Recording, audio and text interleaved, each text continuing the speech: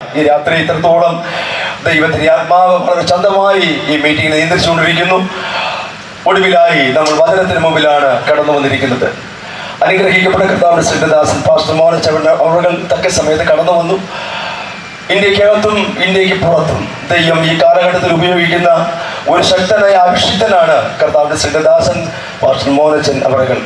അദ്ദേഹത്തെ ഇന്ന് രാത്രി നമ്മുടെ മധ്യേ ദൈവനെ ശുശ്രൂഷിപ്പാൻ നമുക്ക് ദൈവം തന്നതിൽ നമുക്ക് ദൈവത്തെ സ്തുതിപ്പാൻ വകയുണ്ട്. വളരെ പ്രാർത്ഥനയോടെ പ്രതീക്ഷയോടെ നമുക്ക് ദൈവശീലായിരിക്കാൻ കർത്താവിന്റെ ശ്രീദാസനെ ശുശ്രൂഷയ്ക്കായി ക്ഷണിക്കുന്നു. ദൈവം നമ്മെ സഹായിക്കുമാറാകട്ടെ. മനോഹരമായ രാത്രിയുടെ നിശ്ചിതതയ്ക്കായി മൂത്തവനായി ദൈവത്തിന് സ്തോത്രം ചെയ്യുന്നു. ദൈവരാജ്യ വിസ്തൃതിക്ക് അധ്വാനിക്കുന്ന അഭിഷിക്തന്മാരായ കർത്തദാസ്മാർക്കും ദൈവനെ കേൾവിക്കായി ഇവിടെ വന്നിരിക്കുന്ന എല്ലാ സർവീസുമാർക്കും കുഞ്ഞുങ്ങൾക്കും ഈ ഉച്ചഭാഷയുടെ ശബ്ദപ്രതി ഞങ്ങളെ സശ്രദ്ധം വീക്ഷിക്കുന്ന ദൈവസ്നേഹികളായ നാട്ടുകാർക്ക് അവർക്കും ധന്യനായ ക്രിസ്തുയേശുവിന്റെ നിസ്തുല്യ നാമത്തിൽ സ്നേഹവന്ദനം നൽകുന്നു. ദൈവവചനവും യേശുവിന്റെ സാക്ഷി നിമിത്തം ഇല്ലാത്ത നിങ്ങളുടെ മധ്യയായിരിക്കാൻ കർത്താവുന്ന വിലയേറിയ അവസരം ഞാൻ കർത്താവിന് വാഴ്ത്തർപ്പിക്കുന്നു. പെന്തക്കോസ്ത് ഐക്യ കൺവെൻഷൻ മൂല ഈ രാത്രി നിങ്ങളോടൊപ്പമായിരിക്കാനും സന്തോഷമുണ്ട്. ഈ രാത്രി യോഗത്തിന് അധ്യക്ഷനായിരിക്കുന്ന അനുഗ്രഹീതനായ ദേവദാസൻ പാസ്റ്റർ രാജൻ അവர்கள், നമ്മുടെ ഐക്യ കൺവെൻഷൻ്റെ president pastor Vendran, secretary pastor Abhilash, treasurer pastor Mohan Mathew, വളരെ അനുഗ്രഹീതരായ അനേക ദേവദാസന്മാരുണ്ട്. വളരെ മനോഹരങ്ങളായി ഗാനങ്ങൾ ആലപിക്കുന്ന അനുഗ്രഹീത ദേവദാസൻ പാസ്റ്റർ രാജേഷ് വൈക്കം, അദ്ദേഹത്തോടൊപ്പമുള്ള നല്ല അനുഗ്രഹീത ടീം എല്ലാവരെയും ഓർത്ത് ദൈവത്തെ സ്തുതിക്കുന്നു. ഇന്ന് രാത്രി നിങ്ങളോടൊപ്പം ആയിരിക്കാൻ സന്തോഷമുണ്ട്. നിങ്ങൾക്ക് സന്തോഷമുണ്ടെങ്കിൽ ഒരിക്കൽ കൂടെ കൈ ഉയർത്തി വാ തുറന്ന് ശക്തിയോടെ സ്തോത്രം. അവസാനത്തിൻ്റെ ആരംഭമായി നമ്മുടെ വാഴ്ത്തപ്പെട്ട കർത്താവ് പറഞ്ഞ സകല സംഭവങ്ങളും നിവൃത്തിയാകുന്ന ഒരു കാലഘട്ടത്തിൽ നമ്മൾ ജീവിക്കുകയാണ്. കാലഘട്ടം മാറുന്നതനുസരിച്ച് മാറ്റിയതെല്ലാം നമ്മുടെ ഇരിക്കുന്ന വിശുദ്ധ ബൈബിൾ. പിന്നെ ബൈബിളിനനുസരിച്ച് കാലഘട്ടം മാറി മറിഞ്ഞു വന്നുകൊണ്ടിരിക്കുകയാണ്. വർത്തമാന പത്രവും ടിവിയും ഇന്നലെ എന്ത് നടന്നെന്ന് ഇന്ന് നിങ്ങളോട് പറയും. രാവിലെ നടന്നത് വൈകിട്ട് പറയും. ലൈവ് ടെലികാസ്റ്റ് കൊണ്ട് ഇപ്പോൾ സംഭവിക്കുന്നത് ഇപ്പോൾ പറയുന്നു വരാം. നാളെ എന്ത് സംഭവിക്കുമെന്ന് പറയാൻ പത്രത്തിന് കഴിയില്ല, ടി വിക്ക് കഴിയില്ല. നാളെ എന്ത് സംഭവിക്കുമെന്ന് ഇന്നേ നമ്മോട് പറയുന്നൊരു പുസ്തകമുണ്ട്. അതത്രയും വിശുദ്ധ വേദപുസ്തകം. ഈ വേദപുസ്തകത്തിൽ 2/3 പ്രവചനമാണ്. എന്ന് പറഞ്ഞാൽ ഭാവിയിൽ സംഭവിക്കാനുള്ള കാര്യം. വേദപുസ്തകത്തിലെ ആകെ പ്രവചനങ്ങളിൽ പകുതി പ്രവചനങ്ങൾ നിവർത്തിച്ചു കഴിഞ്ഞു. നിവർത്തിയായ പ്രവചനങ്ങൾ, ഇനിയുള്ള പ്രവചനങ്ങൾ നിവർത്തിയാകും എൻ്റെ ഉറപ്പാണ്. ദൈവമക്കളെ, കഴിഞ്ഞ കാലങ്ങളിൽ നിന്റെ പ്രാർത്ഥനയ്ക്ക് ഉത്തരം നൽകിയൊരു ദൈവം ഉണ്ടെങ്കിൽ വരും ദിനങ്ങളിലും അവൻ നിന്റെ പ്രാർത്ഥനയ്ക്ക് ഉത്തരവാണ്. ശക്തിയോട് സ്വതന്ത്രമൊക്കെ പറഞ്ഞു. എത്ര കിലോമീറ്റർ യാത്ര ചെയ്താൽ വന്നറിയും. പെരുമഴ പെയ്യാതെ ഞാൻ മേടിച്ചു തുടങ്ങും എത്താൻ കഴിയും. മണിക്കൂറുകൾ കൊട്ടാരക്കരയ്ക്ക് അപ്പുറം മുതൽ ഏതാണ്ട് കിളിമാനൂർ വരെ പെരുമഴയാണ്. ഇവിടെ ദൈവം നിങ്ങളുടെ കണ്ണുനീരും പ്രാർത്ഥനയും കണ്ട അന്തരീക്ഷമാണ്.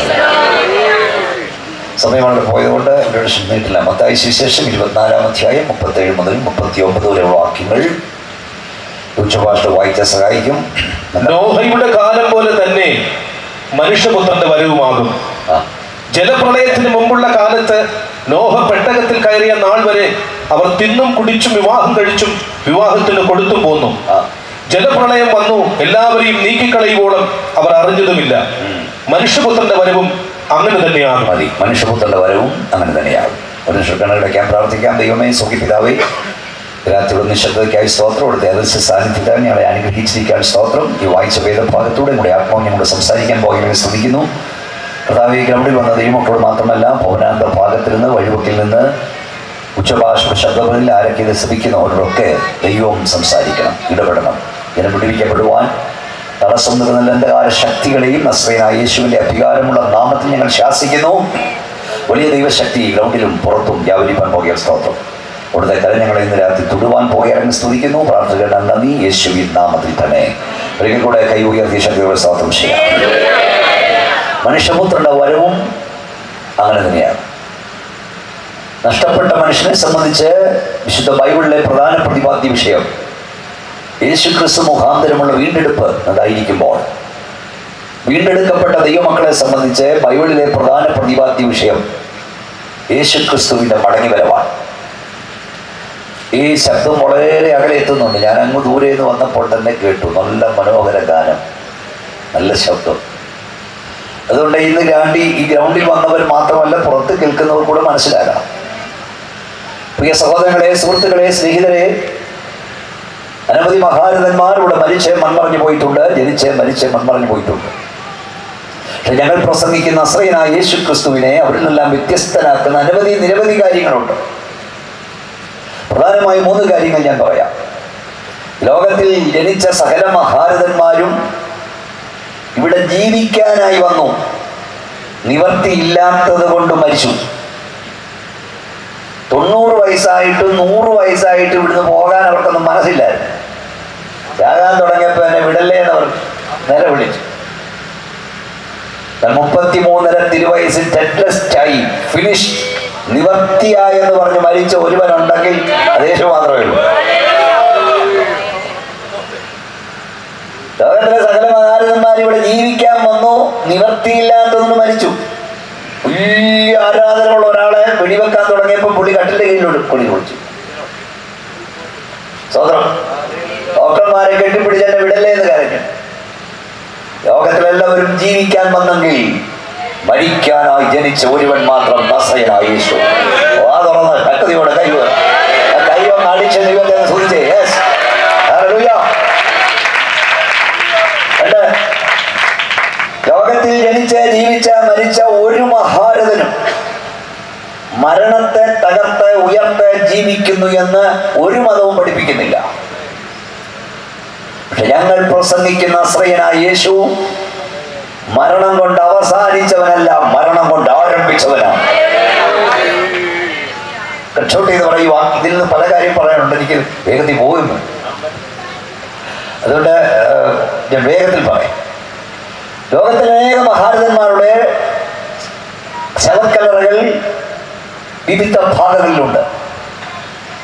നമ്മെ ദേവദാസൻ ഓർപ്പിച്ചുകൊണ്ട് ഏതാണ്ട് മലയാളികളുള്ള രാജ്യങ്ങളെല്ലാം ഞാൻ പോയിട്ടുണ്ട്.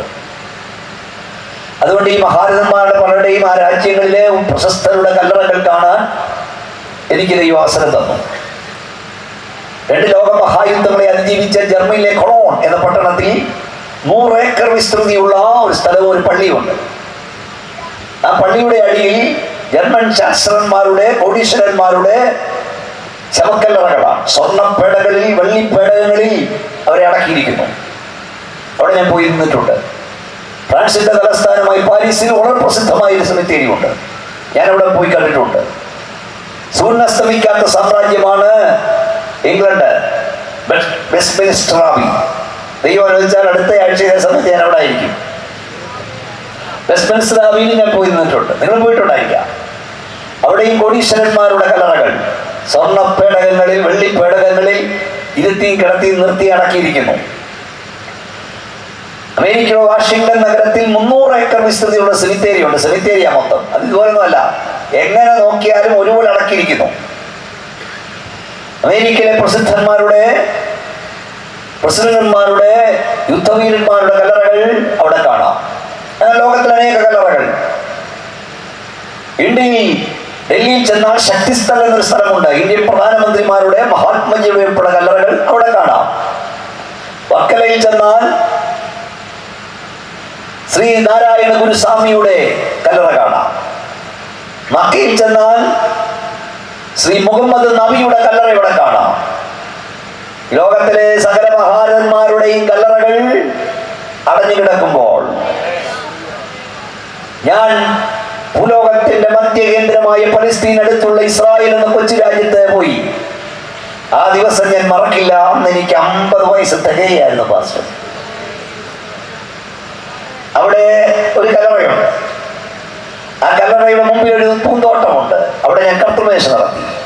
ഇന്ന് രാത്രി ഞങ്ങൾ ഈ ഉപമൂലക്കാരോട് പറയാം, ഞാൻ കണ്ട ലോകത്തിലെ സകല മഹാരഥന്മാരുടെയും കല്ലറകൾ അടഞ്ഞു കിടക്കുമ്പോൾ ഭൂലോകത്തിന്റെ മധ്യഭാഗമായ പലസ്തീനിൽ ഒരു കല്ലറ തുറന്നു കിടക്കുന്നു. അത് ആരുടെയും കല്ലറയല്ല, യേശുവിന്റെ കല്ലറയാണ്.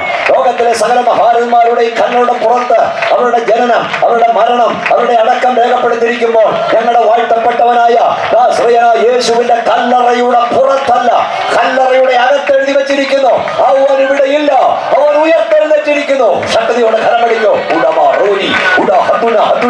ശക്തിയോടെ കരമടിച്ചാട്ട് ഉലക മഹാന്മാർ അഖിലരും ഒരുപോലെ ഉറങ്ങുന്ന കല്ലറയിൽ നമ്മൾ ഉന്നത യേശു മഹേശ്വരൻ മാത്രം ഉയരത്തിൽ വാഴുന്നു. ഞങ്ങളിവിടെ പ്രസംഗിക്കുന്ന മനുഷ്യ കർത്താവിനെയല്ല, ജീവിക്കുന്ന കർത്താവിനെയാണ്, ഉയർത്തെഴുന്നേറ്റ കർത്താവിനെയാണ്.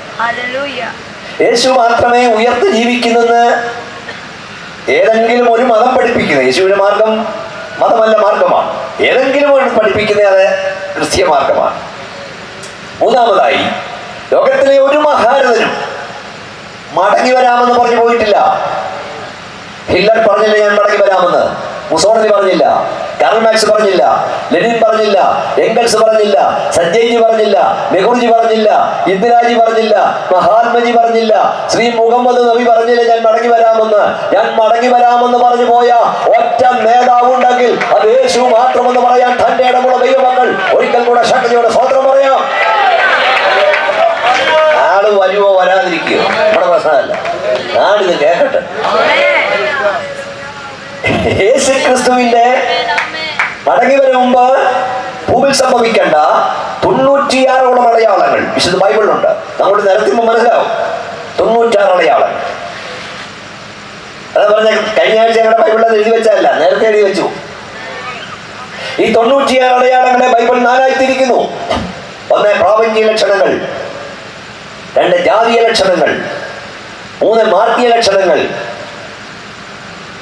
4 യഹൂദിയ ലക്ഷണങ്ങൾ. അതായത് യേശു ക്രിസ്തുവിന്റെ വരവെടുക്കുമ്പോൾ ഈ പ്രപഞ്ചത്തിന്റെ അവസ്ഥ എന്തായിരിക്കും, യഹൂദ ജാതിയുടെ അവസ്ഥ എന്തായിരിക്കും, അഥവാ ഇസ്രായേലിന്റെ അവസ്ഥ എന്തായിരിക്കും, ജാതീയ മണ്ഡലത്തിന്റെ അവസ്ഥ എന്തായിരിക്കും, സഭയുടെ അവസ്ഥ എന്തായിരിക്കും.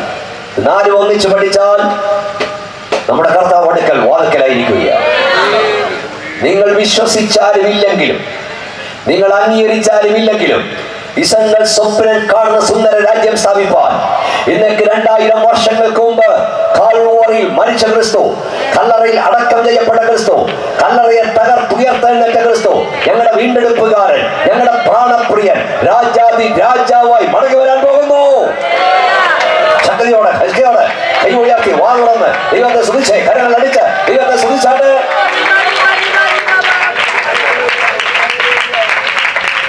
യേശു ക്രിസ്തു മടങ്ങി വരുമെന്ന് മറ്റാരുമല്ല, അവിടുന്ന് തന്നെ പറഞ്ഞു, ഞാൻ നിങ്ങൾക്ക് സ്ഥലമൊരുക്കാൻ പോകുന്നു.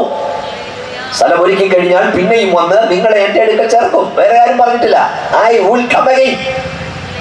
ഞങ്ങൾക്ക് യേശുവിനെ കാത്തിരിക്കാൻ വേറെ ആരുടെ ആശാരം വേണ്ട. ഈ ഒറ്റ മൂന്ന് വാക്ക് മതി. I will come again.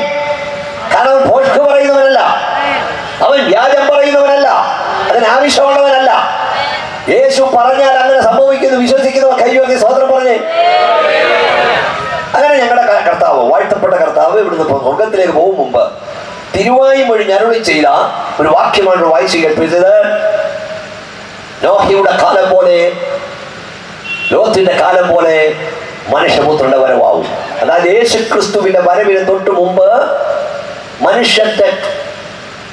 മനുഷ്യപുത്രന്റെ വരവിന് തൊട്ട് മുമ്പ് ഭൂമിയുടെ അവസ്ഥ, ജനത്തിന്റെ അവസ്ഥ, മനുഷ്യന്റെ അവസ്ഥ നോഹയുടെ കാലം പോലെയാകും. എന്താണ് നോഹയുടെ കാലത്തിന്റെ പ്രത്യേകത?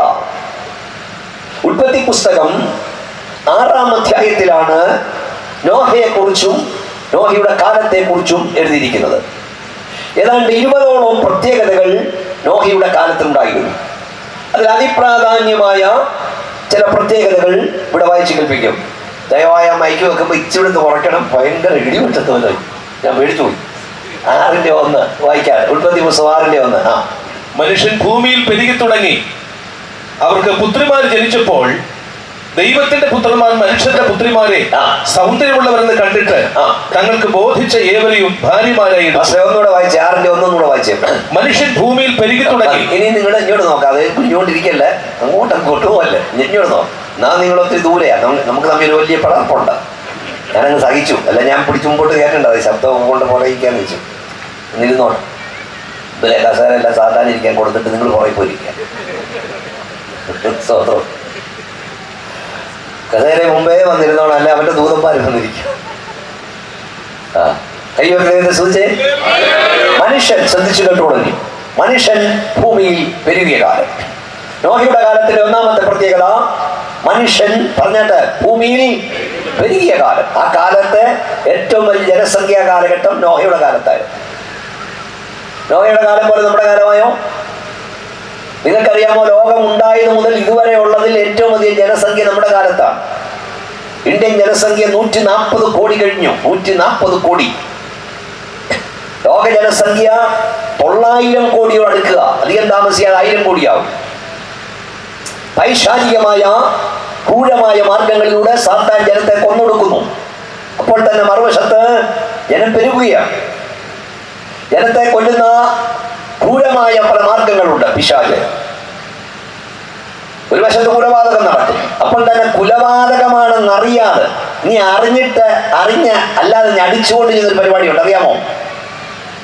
അമ്മമാരുടെ ഉദരത്തിൽ വെച്ച് കുഞ്ഞുങ്ങളെ കശാപ്പ് ചെയ്യുക. ഏകദേശ കണക്കനുസരിച്ച്, ഔദ്യോഗിക കണക്കനുസരിച്ച് ഒരു വർഷത്ത് 8 കോടിയിൽ പരം കുഞ്ഞുങ്ങളാണ് ഭൂമി കാണാതെ അമ്മമാരുടെ ഉദരത്തിൽ വെച്ച് കൊല്ലപ്പെടുന്നത്. അത് കൊലപാതകമാണെന്ന് ആളുകൾ വിശ്വസിക്കുന്നില്ല, സമ്മതിക്കുന്നില്ല. ഒരു കുഞ്ഞിക്കാല് കാണാൻ ലക്ഷങ്ങളല്ല കോടികൾ മുടക്കാൻ ആളുകൾ തയ്യാറുള്ളപ്പോൾ അമ്മമാരുടെ ഉദരത്തിൽ വെച്ച് കൊല്ലുന്നു. അല്ലെ, കൊല്ലുന്നത് എങ്ങനെയൊക്കെ അറിയാമോ? ഗർഭപാത്രത്തിൽ ഉപ്പുലായനി കഴിക്കി ഒഴിക്കുന്നു, തോരൻ ചിക്കിച്ചതഞ്ഞ് കളഞ്ഞതുപോലെ, ഓംപ്ലേറ്റ് അടിച്ചു കലക്കി കളയുന്ന പോലെ കുഞ്ഞുങ്ങളെ കൊന്നുകളയുക. ഈ വേദപുസ്തകം പഠിച്ചാൽ ഒരു വിമോചകന്റെ വരവെടുക്കുമ്പോൾ ശിശുക്കൾ കൊല്ലപ്പെടണം. മോശക്കുഞ്ഞ് ജനിച്ചപ്പോൾ കുഞ്ഞുങ്ങളെ നീലനിൽ വലിച്ചെറിഞ്ഞു. യേശു കർത്താവ് ജനിച്ചപ്പോൾ ഹെരോദാവ് വാളുകൊണ്ട്. ഇപ്പൊ അമ്മമാരുടെ ഉദരത്തിൽ വെച്ച് കുഞ്ഞുങ്ങൾ കൊല്ലപ്പെടുന്നു. അതിന്റെ അർത്ഥം വിമോചകൻ എടുക്കൽ വാതുകലായിരിക്കും. ശക്തിയോടെ ദൈവത്തെ സ്തുതിച്ചേ. അപ്പൊ എത്ര കുഞ്ഞുങ്ങളെ കൊല്ലപ്പെട്ടെ. ഇനി അത് പോകട്ടെ. പണ്ടൊക്കെയാണ് ഒരു വീട്ടിൽ എത്ര പിള്ളേരായിരുന്നു. ഒരു ക്രിക്കറ്റ് കളിക്കുള്ള ടീം അവിടെ കണ്ടേ. നിങ്ങളാരും അനങ്ങുന്നു. ക്രിക്കറ്റിലൊക്കെ എത്ര പേരും വേണം? 12. അത്ര വേണം. ഇപ്പൊ 12 എണ്ണം വേണേ 24 വീട്ടിൽ തപ്പണം, അല്ലേ? കാരണം നാം 2, നമുക്ക് 2. ഇപ്പൊ അത് മാറി, നാം 1, നമുക്ക് 1. ഈ 1, 2, 3 അതിനപ്പുറത്തെ ആരെങ്കിലും ഉണ്ട്. നമുക്ക് അറിയുന്നത് മനസ്സിലാകുന്നുണ്ടോ? 3 കഴിഞ്ഞ് 4-മനോ 5-മനോ 6-മതാനോ ഉണ്ട്. കൈ ഉയർത്തി വെടിപൊട്ടുന്നവർ സ്വന്തം പറഞ്ഞോ? ആരുമില്ല. അമ്മച്ചി മുഖത്ത് അമ്മച്ചി കാണും ഇല്ല. എന്നാ ഞാൻ പറയട്ടെ, ഞാൻ എൻ്റെ വീട്ടിൽ 5-മനാ.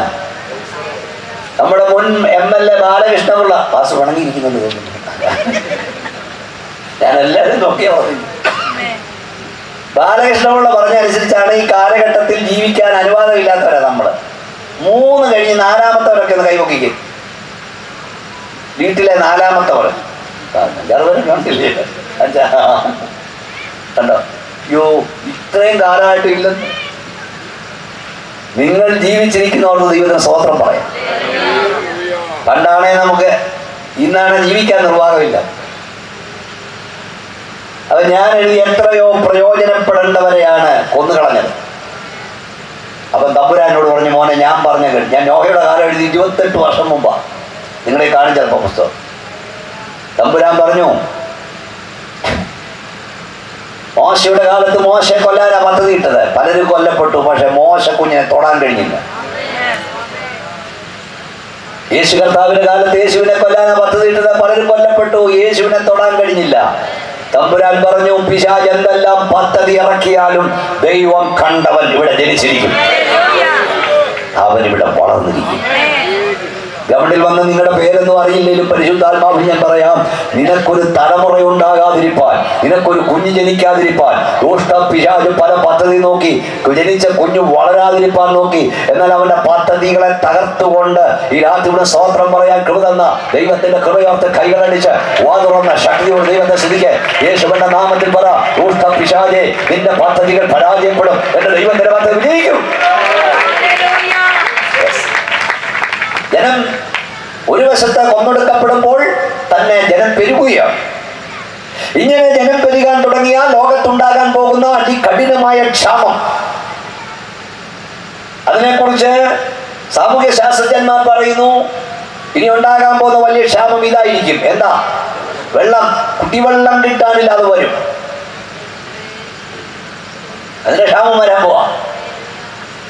എല്ലാ ഇന്ത്യ ടുഡേ, ഇല്ലസ്ട്രേറ്റ് വീക്കിലി ഉൾപ്പെടെ അടുത്ത യുദ്ധം വെള്ളത്തിന് വേണ്ടിയായിരിക്കും. ഞാൻ താമസിക്കുന്ന കായംകുളമാണ്. കായംകുളം ഒന്ന് കേൾക്കുമ്പോഴേ നിങ്ങൾക്കറിയാം. കുറച്ചങ്ങോട്ട് പോയാൽ ഇതുപോലെ കായല, അപ്പുറത്ത് കടല, ഇച്ചിരി കുറച്ച് പോയാൽ നമുക്ക് കടല. വെള്ളം വെള്ളം വെള്ളം, സർവത്ര വെള്ളം. പക്ഷെ കുടിക്കാൻ വെള്ളമില്ല.